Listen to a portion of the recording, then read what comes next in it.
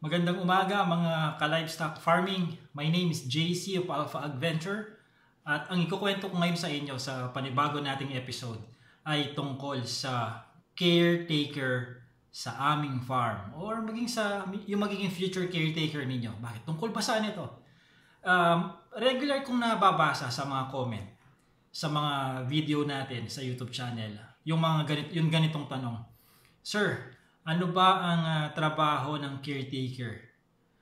Maybe they are asking kung ano ba yung universal or standard na trabaho ng isang caretaker, or maybe they are asking kung ano yung specific na assignment ng caretaker namin sa Alpha Adventure. At isa rin sa mga regular kong nababasa ay yung magkano ho ba ang sweldo ng isang caretaker. Ayan, so sasagutin ko ang dalawang tanong na yan, pero unahin ko muna yung ano ang trabaho ng isang caretaker sa Alpha Adventure. So ilalagay natin sa kontekstong yon, trabaho ng caretaker ni Alpha Adventure. Kasi maaaring iba ang trabaho ng caretaker sa isang farm, sa ibang farm, no? So yung sa amin, ang ikukwento ko. So yung farm namin for recreational purposes, recreational purposes lang si Alpha Adventure eh. Hindi ito business, hindi siya bread and butter. So nakatayo siya sa isang 500 square meter na lot. So yung buong 500 square meter na yon, puro hayop lang ang nandun. Pero syempre kasama na yung tirahan ng caretaker at saka yung bodega. Okay? So ano ba yung mga alaga sa farm? So meron kaming mga kambing, meron kaming mga Rhode Island Red Chickens, meron kaming Hubbard Chickens, may mga native, may mga hybrid na manok, may Bengala, may rabbit, may Muscovy ducks, may Mallard ducks, merong Peking ducks, ano pa ba? Pabo, turkeys. So yun yung mga alaga sa farm, no? So yung mga kambing nasa kulang-kulang 20, yung mga Rhode Island Red breeders nasa 60, more or less 80.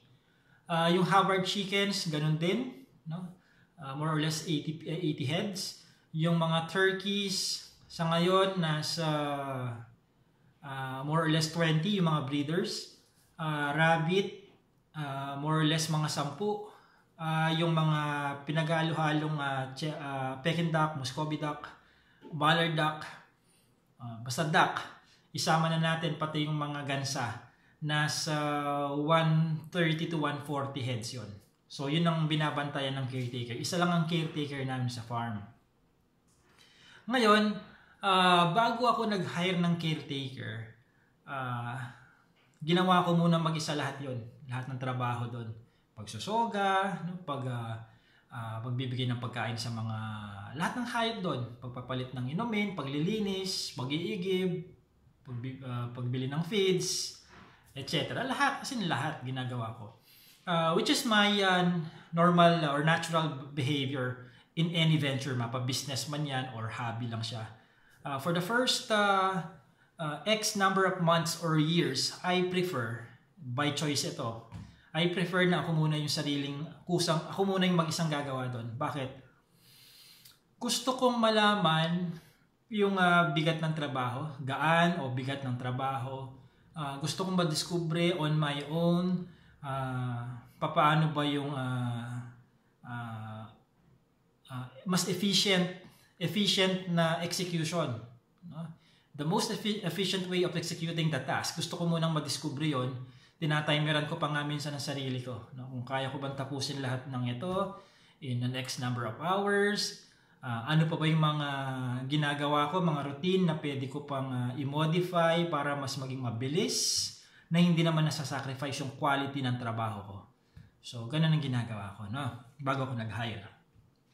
And I know that style is not for everyone. Merong iba sa inyo siguro gusto antimano mag-hire na ako, basta yung may experience na, bahala na siya doon, basta hinari ko siya, gawin niya trabaho niya, parang gano'n. Ako naman kasi gusto ko na-experience ko rin yung pinapatrabaho ko 80 to 90% of the time. Bakit? para alam ko rin kung ano yung posible at ano yung imposible.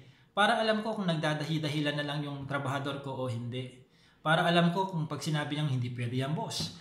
Para alam ko kung talaga bang hindi siya po pwede. Kasi kung ilang buwan ko nang ginagawa yon, well, somehow alam ko kung ano yung posible at hindi imposible at hindi posible, no? Kaysa doon sa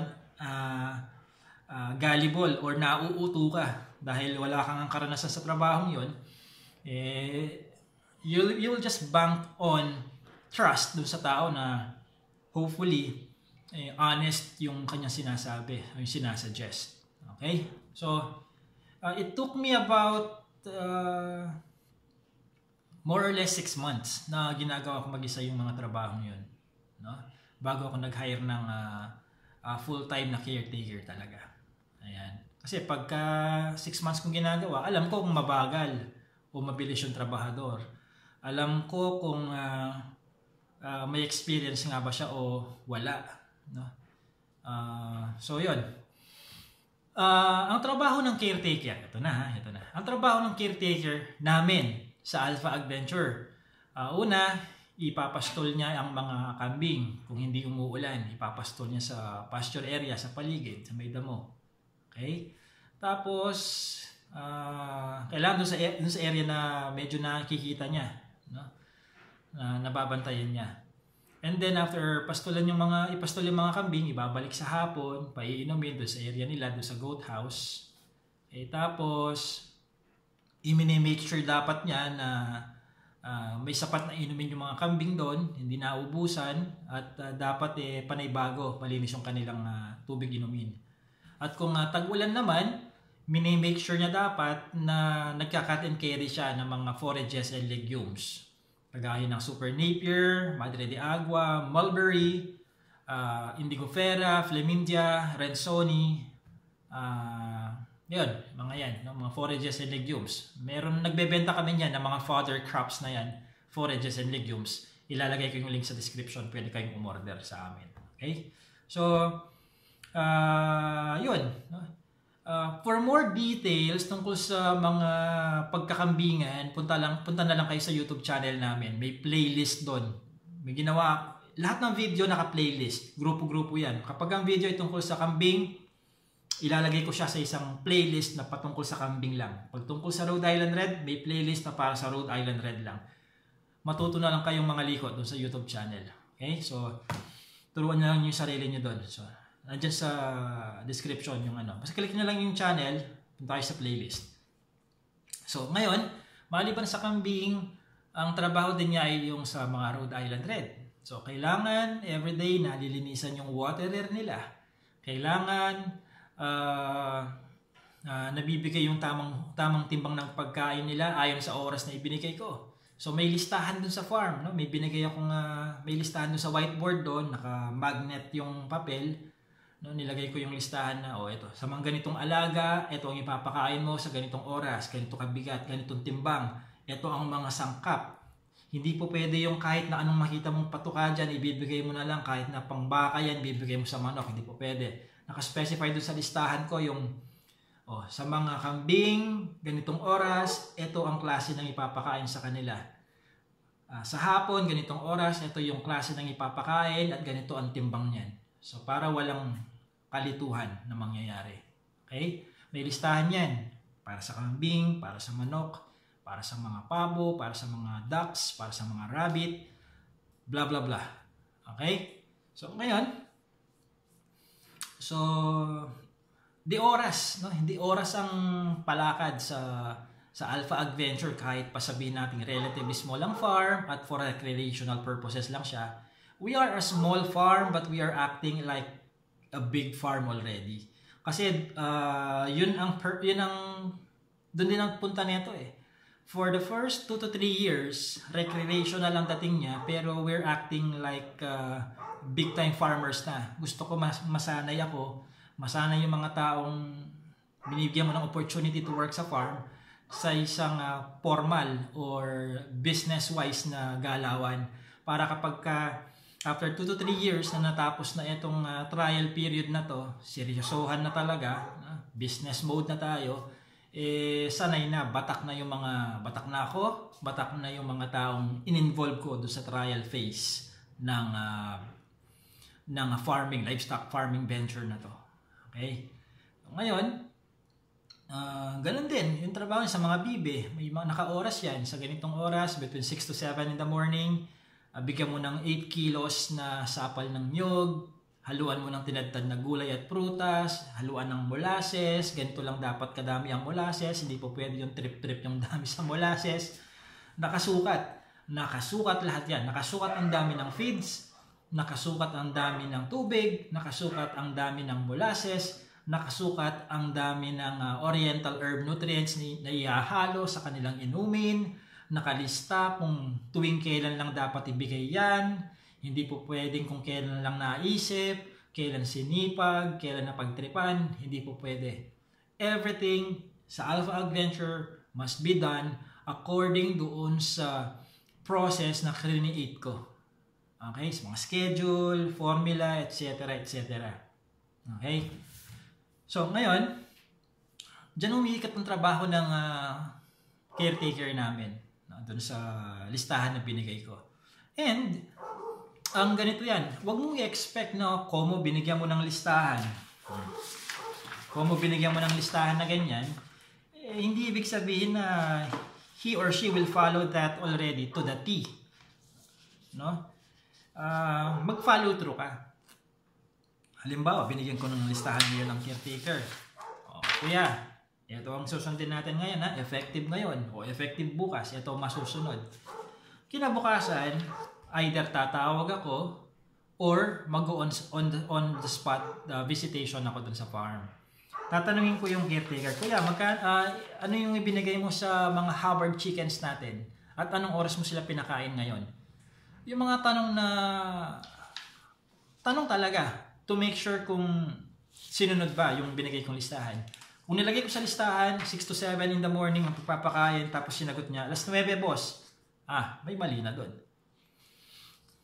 Ba't pa ako nagsayang ng oras nagsayang pa ako ng papel at tinta sa printer at nagsayang ako ng laway sa pag-i-explain kung hindi mo susundin.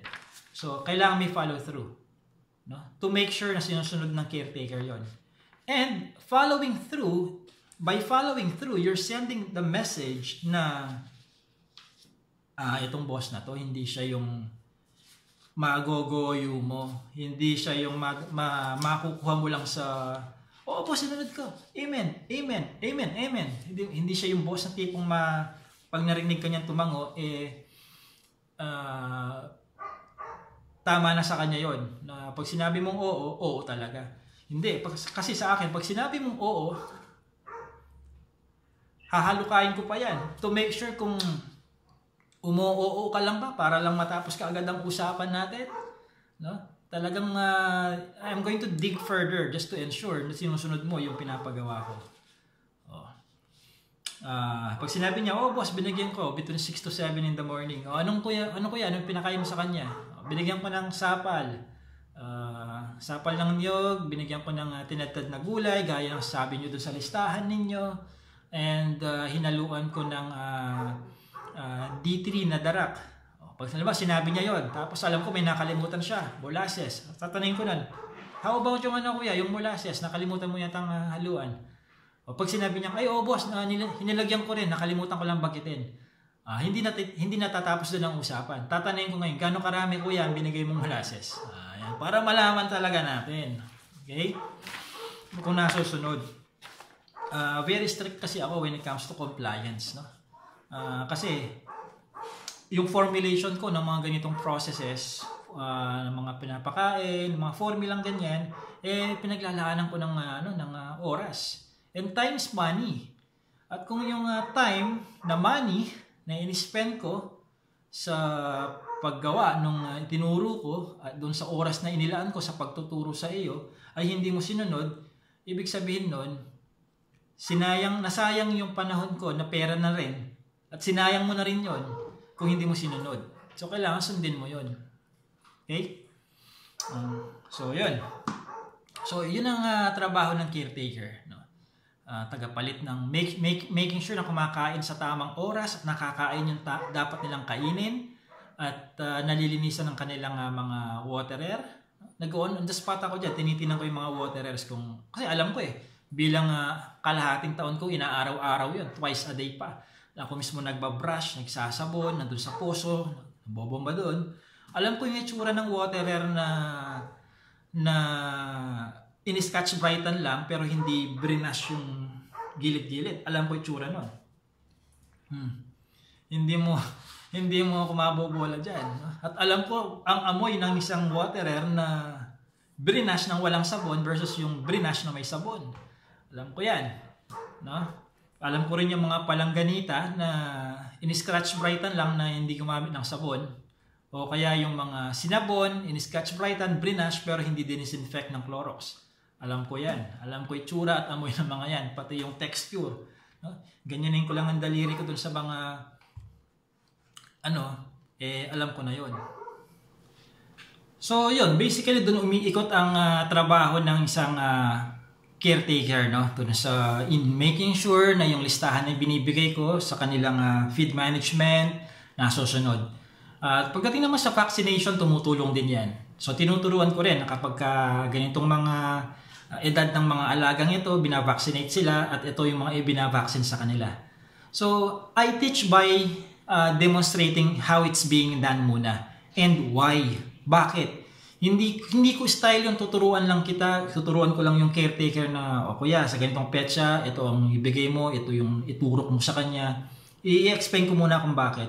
Kailangan kasi ma-educate yung caretaker, yung farmer. Kailangan alam niya kung why he's doing what he is doing and how he is supposed to do it. Why, how, and what. Pati when. Kailangan na ibibigay yun. Nasasagot yung 4 W's at saka 1 H. What, where, when, why, how. Nasasagot dapat yung 4 H, 4 W's, and 1 H. Okay? So, ganun din dapat. I encourage you na ganun din ang gawin ninyo. And also, dapat huwag kayong papayag na mas matalino pa yung caretaker ninyo kaysa sa inyo. Naniniwala ako na ang may-ari ng farm kailangan mas matalino siya kaysa sa caretaker. In terms of yung mga farm practices mismo. No, hindi magandang para sa akin, hindi maganda sa pandinig ko, sa paningin ko yung may-ari totally reliable doon sa kung ano ang kagalingan ng caretaker niya. Hindi kailangan sa farm, ang pinaka number 1 resource person dyan ay yung may-ari, ikaw na owner. Para kapag naubusan ng experience-based knowledge ang yung caretaker, ikaw ang go-to person niya. Hindi yung kapag naubusan niya at ikaw na may-ari, dead ball ka na, hanggang doon ka na lang. No? So, kailangan continuous learning din bilang ikaw ang may-ari ng farm. Hindi lang ang kaalaman mo bilang may-ari ng farm ay hindi lang hanggang doon sa alam mo kung anong klase ng breed ang gusto mo lang bilhin porque may pambili ka. No? At dapat hindi surface level lang yung alam mo. Parang mga pang-basic lang. Dapat higit pa sa basic ang alam mo. Hindi yung kapag nagkabulutong ang manok, ang pinakamalupit mo lang alam ay paminta. No? Pero hindi mo naman alam i-explain ano bang merong component ang paminta. Bakit simulat sa pool, panahon pa ni Magellan, bakit yan ang buong bibig ng mga backyard racer na kung ka nagkabulutong, paminta ang isalpak mo sa bibig ng manok. So, kailangan alam mo rin i-explain anong meron sa paminta na wala sa bawang, na wala sa carrots, na wala sa sili in terms of trying to heal yung foul pox ng isang manok. So, mga ganong level. No? So, balikan mo yung tanong. Yun ang trabaho ng caretaker. No? Yung mapanatili ang kaayusan at masunod ang feed management program, ang health and vaccination program, masunod ang biosecurity. No? Wala siya dapat pinapalampas dyan. Ako, ang utos ko sa mga sa caretaker ay huwag magpapasok ng tao kung wala akong itinatawag sa kanya doon na kuya, may darating sa araw na to. Ganito, ito pangalan niya. Ito bilang ng tao na darating dyan. So,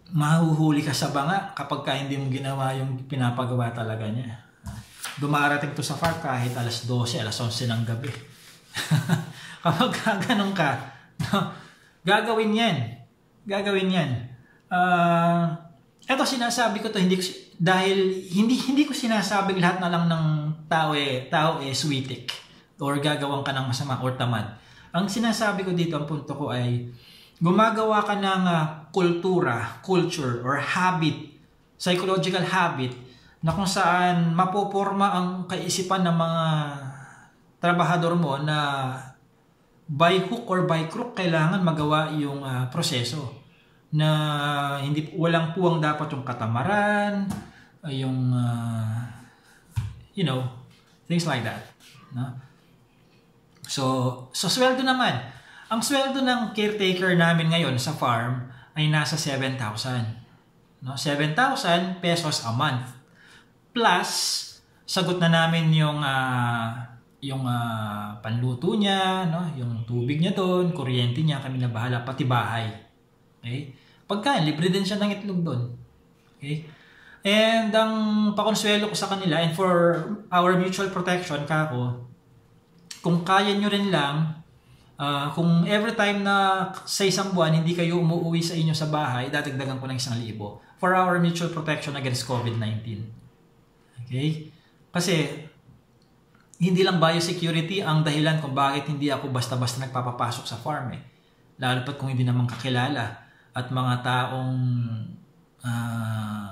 hindi naman compulsory pumasok sila doon or hindi naman necessary na pumasok sila doon. Is yung sa COVID-19. No? So, yun din ang iniingatan ko. So, may reward sila doon. Kapag may konting sacrifice, may reward sila na dagdag 1,000. So, like last month, September, naging 8,000 ang sweldo ng caretaker ko dahil hindi siya umuwi ng September, naging 7,000 plus 1,000, 8,000. Isama na natin ang monetary, kwentahin na natin ang monetary value ng kuryente niya doon, ng tubig niya, ng pagkain, etc. Siguro, pumapatak na siya ng 10,000 pesos a month. Okay? So, I think it's a generous salary already, no? Kasi naririnig ko sa iba, nasa 2,500 lang daw kada isang buwan eh. Nung nag-hire ako, may nakakwentuhan ako, gusto niyang lumipat sa akin. It just so happened na hindi ko kailangan ng 2 caretaker doon. Ang sweldo daw niya sa kasalukuyan niyang farm na pinagtatrabahuhan ay nasa 2,500 a month. O libre bigas eh. Libre din naman sa amin yun eh. Libre bigas din yung caretaker ko doon. Layo, 2,500 versus 7,000, di ba? So, ayun. So, I think nasagot ko na yung tanong ninyo, anong trabaho ng caretaker at magkano pinapasahod ko sa kanya. Sinagot ko yon ayon sa konteksto ng Alpha Adventure. So, depende rin sa sa amo, sa boss, no? Kung generous yung amo, may amo din siguro hindi generous, no? Hindi ko sinasabing kami na yung pinaka-generous, no?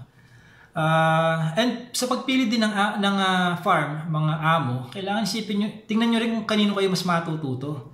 Baka naman mas kayo ba magtuturo doon sa boss, no? Mas maganda na yung pumili kayo ng farm na yung boss ang magtuturo sa inyo. Anyway, hindi mo naman makikilates yan sa umpisa, no? Kung yung boss ba dito ang nagtuturo sa mga caretaker niya o yung caretaker, umaasa lang siya sa caretaker. Pero during the interview, mararamdaman mo naman yan eh. Kung itong boss ba na ito yung tipong tuturuan ka nito, matalino magsalita to, tingin ko dito. Sa interview pa lang, mas marami pa siyang alam gawin sa akin tungkol sa pabo, manok, bengala, etc. Kambing, bla bla bla. Mararamdaman mo naman yan eh sa pananalita ng amo during the interview. Okay? Tsaka dun sa aura dun sa farm. Okay? So, if you have questions, comment down below. At kung bago ka sa aking YouTube channel, you may like and subscribe to this YouTube channel at huwag kakalimutan i-click ang notification bell para meron kang alert na makikita doon sa upper right hand corner every time na mag-upload ako ng bagong video. Bisitahin mo na rin ang aming website at www.alphaadventure.com at i-follow or i-like mo na rin ang aming Facebook page at Instagram accounts. Just look for Alpha Adventure. This is JC of Alpha Adventure, your source of science-based, experience-driven, and technology-oriented tips on livestock farming.